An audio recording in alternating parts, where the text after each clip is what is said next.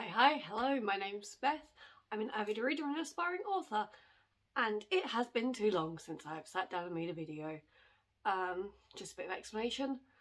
We've been trying to buy a house, which has been an absolute nightmare with solicitors. My partner has just deployed to, out of the country, so he's not here now. I've been trying to write my book. I'm at like 37,000 words, so still a long way to go, but it's coming along. Also still trying to look for a job. Not going well. I typed in my degree on the job sites, and the only jobs that come up are delivery drivers, and I can't drive. So yeah, my degree was a fantastic use of time. But today, now we've done all that rambling, book haul. I have 14 books next to me, some of which I have read, some of which I haven't, so I'm going to do the ones I have read first, just because I can get them out of the way. I know what they're about. Also, I've just getting over a cold or something. It wasn't COVID. I am well in that sense. But yeah, so let's get into it. I would like to preface this by saying that these books were not bought in one go. Lots of them were bought second hand. They've been accumulating for 2 months now, month and a half, 2 months, so that's why there's so many. The first book is They Both Die at the End. This was the last book I finished reading, and it's incredible. I went into this I was all hyped up over Book Talk, and was it hyped up on BookTube? It might have been, but it was definitely hyped up on Book Talk, and it was really interesting about these two boys who fall in love in their last day on Earth, before they both die at the end. I can give that as a spoiler because that's the name of the title. My one issue with this was that they didn't set up the world very well, because it's only over a day. It spent more time with the characters than actually setting up the world that they're currently in, and the first part, some of the story feels a bit slow, so, and there's some characters that will weave in, but I think some of the characters weren't necessary, so you got a review as well as it. But if you want to, I read this in 2 days, and I'm a slow reader, so it is worth it. The next book is The Fork, the Witch and the Worm. This is part of the inheritance cycle, or it's part of that same world. I had high hopes. I thought it was going to answer some of the questions I had at the end of Inheritance. Is that the last book of this? Yeah, Inheritance. Unfortunately it doesn't. It's 3 short stories, except one of them's not a short story at all. It's 100 pages, and one of the chapters is within it. Actually no, it's longer than that, but one of the chapters within it is 100 pages. So that was really tough to get through. And at points you're where is this going? Why is it going? But if you're a fan of Eragon and the inheritance cycle, pick it up, because it does say volume 1 on the side, so I'm hoping we get a volume 2 which focus around Murtagh, hopefully, because that's who I've got the most questions about. He is in the book, but I've got more questions. Next up we have All Our Hidden Gifts. This book is incredible. It's young adult, but I think that this is something that everyone should read,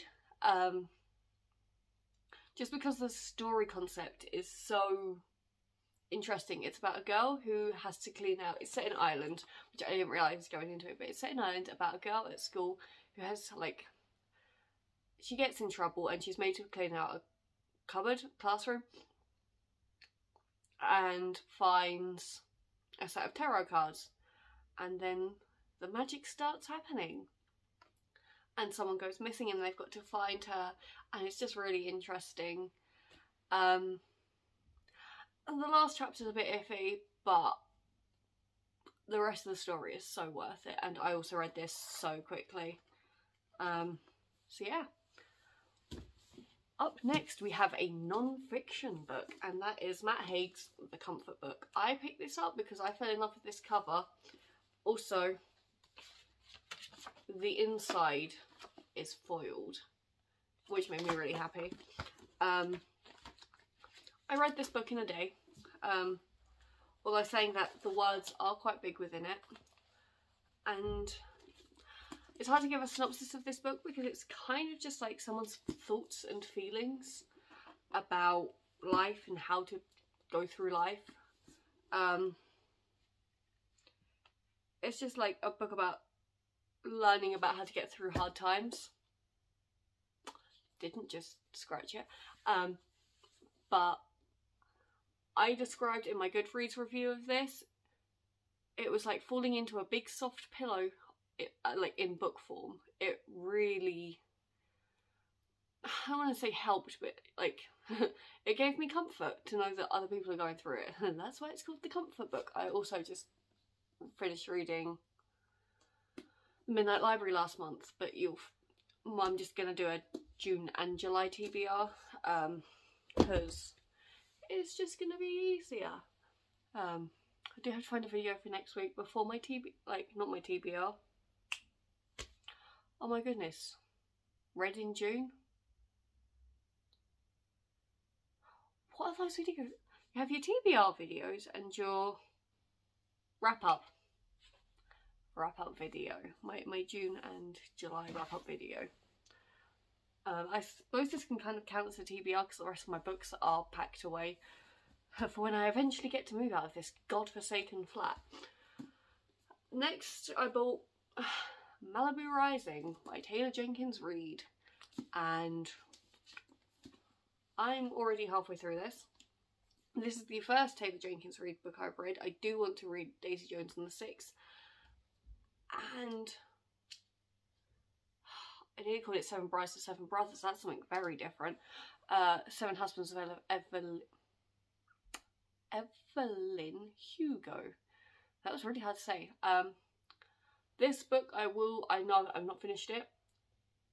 I will say I found it very hard to get into, but now I'm into it. I'm really invested in the four siblings, because it's about four siblings, and the famous Riviera, not Riviera. The family is called Riva, but I keep calling them Riviera. I don't know why. That's a lot more syllables and letters. And just the party and how it's gonna go down. I'm not at the party yet, but it's like this really famous hyped up party, and I'm really excited to finish it because I want to know what happens at the party, because it says by midnight the party is completely out of control. So I think some shiz is gonna go down. And now we're on to books that I have not read. And I'm gonna have some water before I die. I think I'm getting into the swing of hauls a bit better than when I first started this. Although I'm still not editing anything because I film on my phone and it's really hard to get onto my laptop or my PC. And I don't have the money to pay for editing software. And then next we've got... Also, if I seem quiet, it's because my friend's asleep in the other room because she's up visiting me. And I'm embarrassed. I'm shy. Anyway... I really do go on tangents, don't I? Anyway, next up we have Go the Distance. This is one of the Disney villain types? It's one of the Twisted Tales from Disney. I read the Peter Pan one, found it a really nice, easy read, and it was an interesting concept. This is obviously Hercules, and this is what if Meg had become a Greek goddess? So I'm really looking forward to seeing what's going to happen if Meg did become a goddess. Rather than just going back. Oh, she has to go to the underworld as well, which means there's going to be Hades in this book. So that's going to be interesting. I got really distracted reading the back of that. Next up we have a second-hand book I bought, and these next two books I only bought because I wanted two others, but in my local charity shop that I can get to. it's you have to buy 4 books for £1, and these are the most interesting looking ones. So that's How to Be Human by Ruby Wax, with a neuroscientist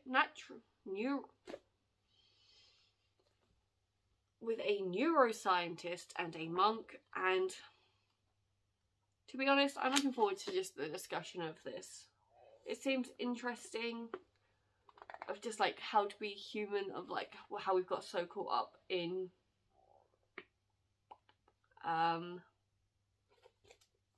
social media and like stripping back to just human nature. So that's what'll be interesting. Next we have The Bastard of Istanbul.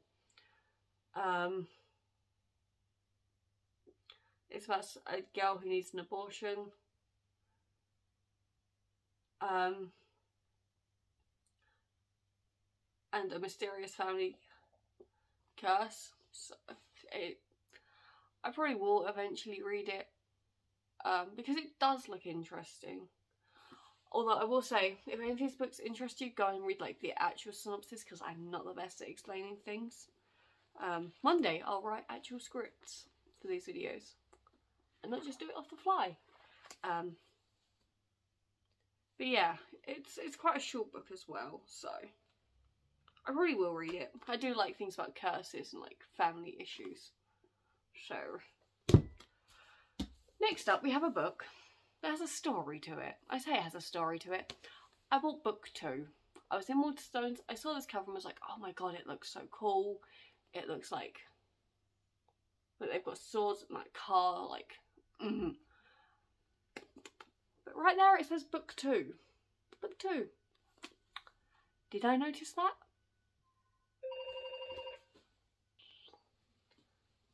Back to where we was about this book. My nan phoned and now I'm really derailed about what's going on. Yeah, this is the second book in a series, so I've got to buy the first one. What a shame. But it's like, it looks like urban fantasy type of thing, because the dreamer's power source is blocked. Diminished and weak, will they survive? I don't know, because I've not even read the first book yet. So that is going to be one of my next books. The first book in the series is Cool Down the Hulk. This one is Mr. Impossible, and it's the Dreamers series? Trilogy? I think it's going to be a trilogy, but the third one's not out yet. So, need to buy that. And then Small Pleasures, I bought this because it was longlisted for the Women's Prize of Fiction. I started reading it, couldn't get into it, but I think that's just because I wasn't in the mood for this kind of book at the time. And this is like a mystery about like a journalist, and she feels like her life's a disappointment. And then there's like this baby that was apparently conceived by some sort of miracle. There was no father, there was no sex. So that'll be interesting when I finally get into it, but I just wasn't in the mood for this kind of story at the time when I started reading it.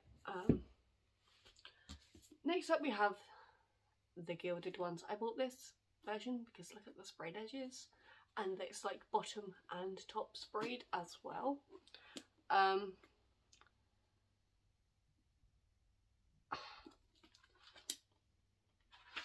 What I hate now is that books, rather than giving you an actual synopsis, just give you like these catchy things, which are good, but like also please give me a synopsis so I know what the book's about. But it's about, I think they get some sort of gold mark, and if they do, they have to like be taken away, and then they're fighting for something. Don't know, haven't read it. I did hear a lot of talk about it being good, so I picked it up because it was like, I think it was on 2 for £8 in Tesco. And 2 books for £8, yes please, especially when this one should have been £8.99 by itself. This is why I like supermarket books. And to go with that for the 2 for £8, Ace of Spades. This is apparently very dark academia, and that's exciting to me.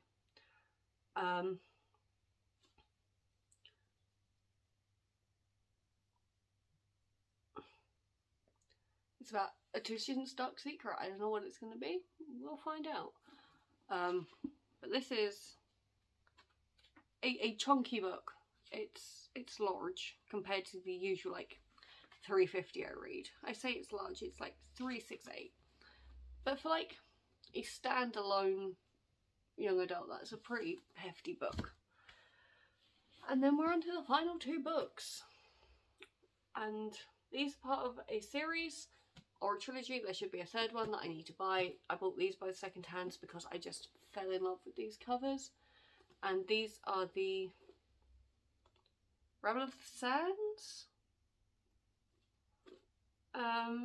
series, I think is what they're called. But it's like I think it's set in,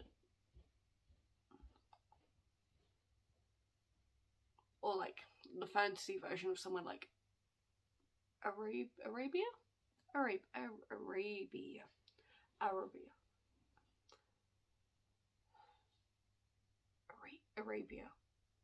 Yeah, that's a word. That's a place, I think. But that's it there, and I'm excited to read these once I've bought the 3rd in the series, because I will just binge my way through the entire series. Trilogy. It's a trilogy. And I believe these are also young adult. Or new adult. I'm not sure. We'll find out. But those are all the books I've bought recently. Quite a few.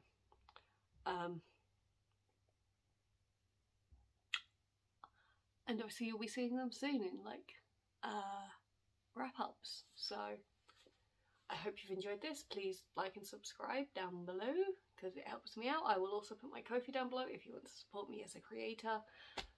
Bye.